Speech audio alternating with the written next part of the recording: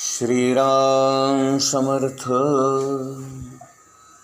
गोपाल कृष्ण भगवान की जय.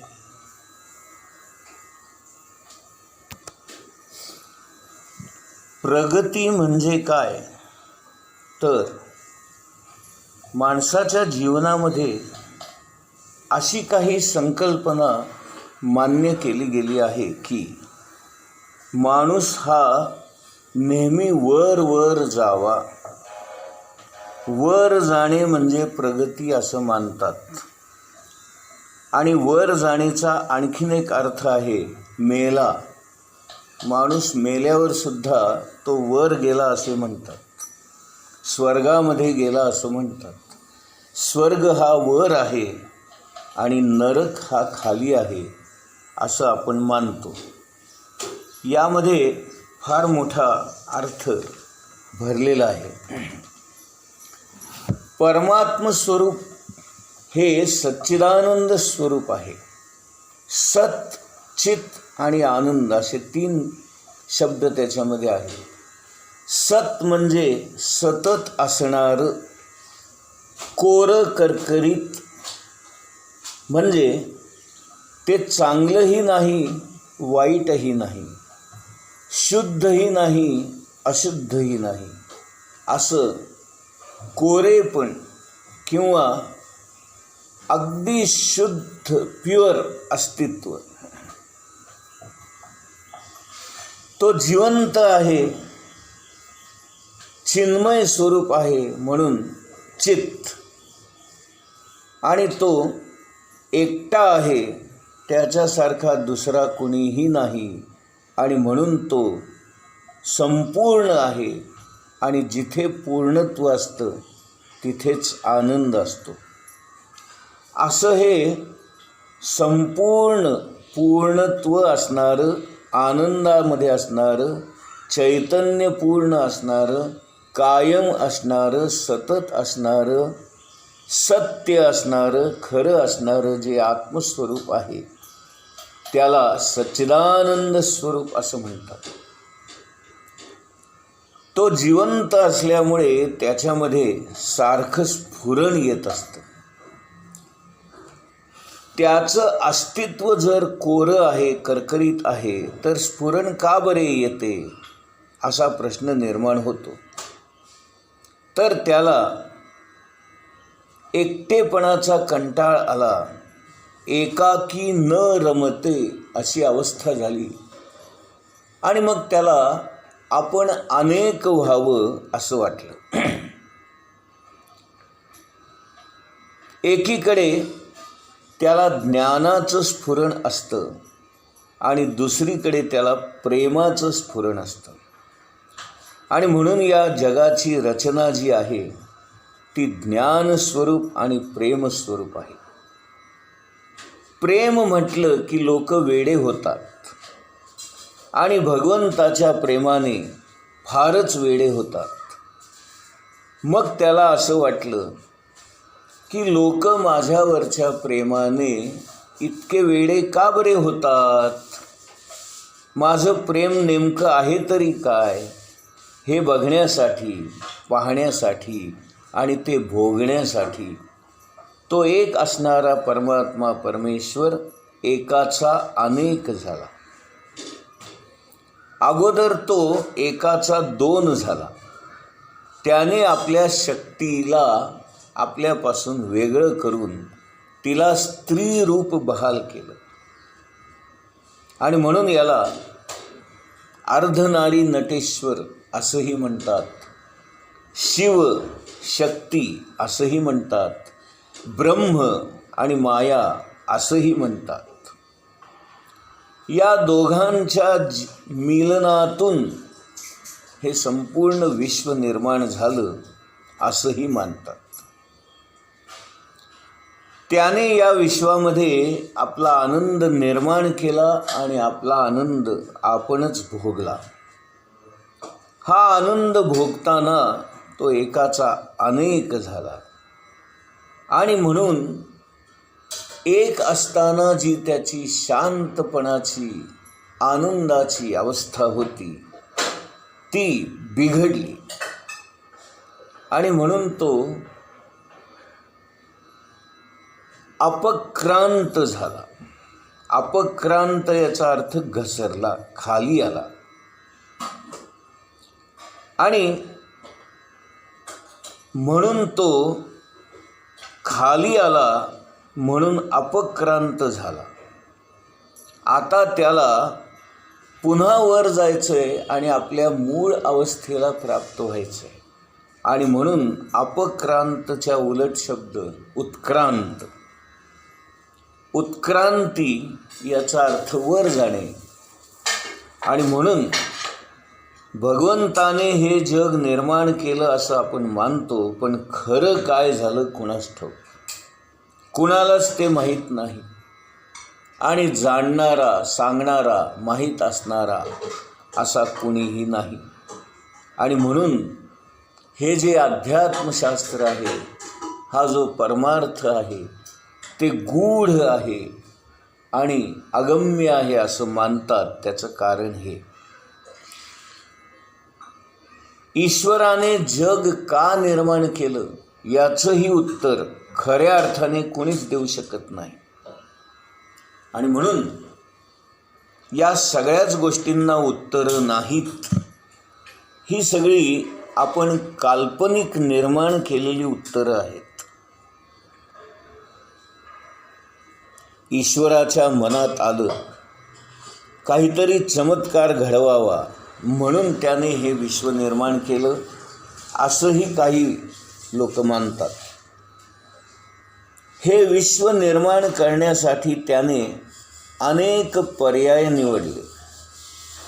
आणि भारतीय तत्त्वज्ञानी माणसांचं मानणं असं आहे की ईश्वराने हे जे विश्व निर्माण केलं ते आधीच्या विश्वाच्या रचनेवरून त्याप्रमाणे बनवलं.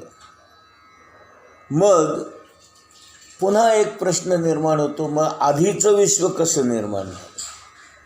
ते त्याच्या आधीच्या विश्वावरून बनवलं.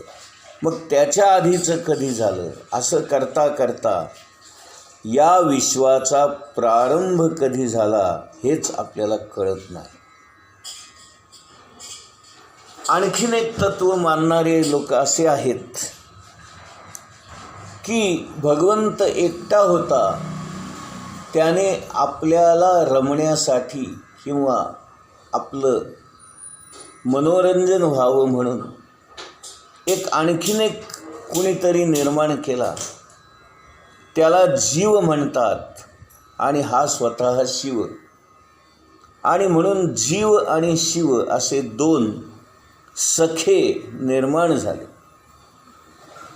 दोन्हीही सारखेच आहेत, पण त्यातला शिव जो आहे तो साक्षीत्वाने पाहतो आणि जीव जो आहे तो फळे खाण्यामध्ये आणि सुखदुःख भोगण्यामध्ये मग्न आहे असंही काही लोक मानतात.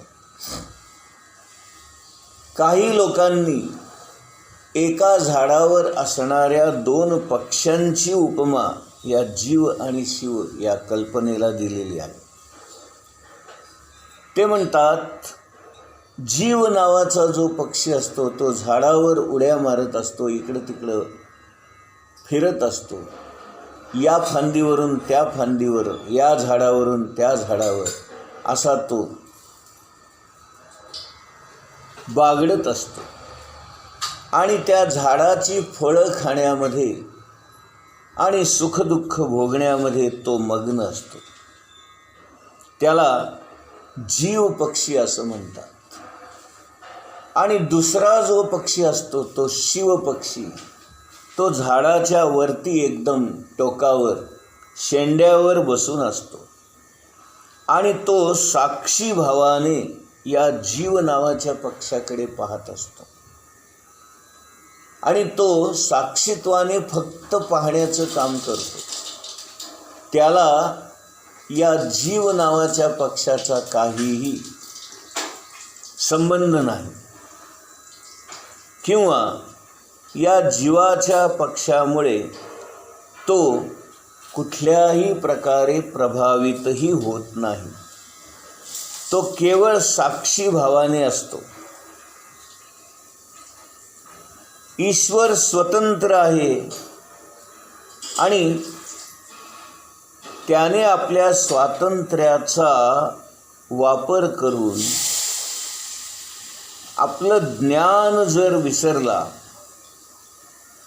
तर तो अज्ञानी होतो. तो किती अज्ञानी होतो तर या जगाच्या सगळीकडे आपल्याला आढळणाऱ्या दगड मातीपर्यंत तो जड तत्वापर्यंत खाली घसरतो. ज्ञानी असणारा ईश्वर आपलं ज्ञान विसरत विसरत विसरत विसरत खाली खाली घसरत घसरत किती खाली यावा तर दगड मातीपर्यंत आला. त्यानंतर त्याला परत असं वाटलं की आपण पुन्हा आपल्या मूळ स्थितीला जावं आणि म्हणून तो पुन्हा उलटा वर वर वर वर जात जात आपल्या मूळ स्थितीला गेला. आणि या सगळ्या अवस्थामुळे या जगाची या विश्वाची रचना झाली असंही काही माणसं मानतात.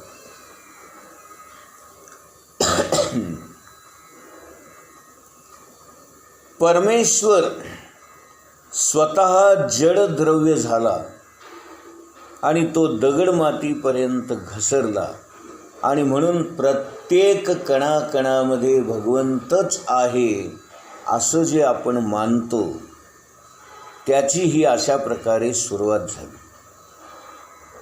म्हणून तर मूर्ती डोलते, मूर्तीच्या डोळ्यातून अश्रू येतात, ती रडते, बोलते. अशा गोष्टी किंवा असे चमत्कार कधी कधी घडताना आपल्याला दिसतात. म्हणजे प्रत्येक गोष्टीमध्ये भगवंताचं अस्तित्व आहे आणि म्हणूनच या सगळ्या गोष्टी घडतात. एक हिमालयामध्ये साधू होता. तो एका कृष्ण मंदिरामध्ये राहत होता. त्याने एकदा प्रसाद तयार केला आणि देवाच्या मूर्तीपुढे ठेवला. काही काळाने त्यातला प्रसाद कमी झालेला त्याला दिसला. म्हणजेच कुणीतरी तो खाल्ला असं त्याला वाटलं. भगवंतानेच तो खाल्ला असावा असा याने तर्क केला आणि हा प्रसंग त्याने आपल्या एका मित्राला सांगितलं. त्या मित्राला हे खरं वाटलं आणि त्याने त्यातून असा अर्थ काढला की हे जे परमात्मा परमेश्वर नावाचं चैतन्य या विश्वामध्ये जगामध्ये भरलेलं आहे, ही जी जाणीव संपूर्ण विश्वामध्ये पसरलेली आहे ती अगदी दगड मातीपर्यंत सुद्धा असल्यामुळे जर आपलं त्या भगवंतावर खऱ्या अर्थाने प्रेम असेल, खऱ्या अर्थाने भक्तिभाव असेल आणि खऱ्या अर्थाने आपण त्या भगवंतावर विश्वास ठेवत असू तर अशा गोष्टी घडणं शक्य असतं असं अनुमान त्या मित्राने काढले. अशा प्रकारे हे सगळ्या गोष्टी घडत गेल्या. माणसामध्ये भगवंत आणि त्याच्या अस्तित्वाबद्दल जाणीव प्रगट झालेली असते आणि ती जाणीव इतर प्राणीमात्रांमध्ये नसते. आणि म्हणून बाकीच्या प्राण्यांना मी कोण आहे, माझं आयुष्याचं उद्दिष्ट काय आहे आणि मी मेल्यानंतर कुठे जाणार आहे, या गोष्टी बाकीच्या प्राण्यांना कळत नाहीत.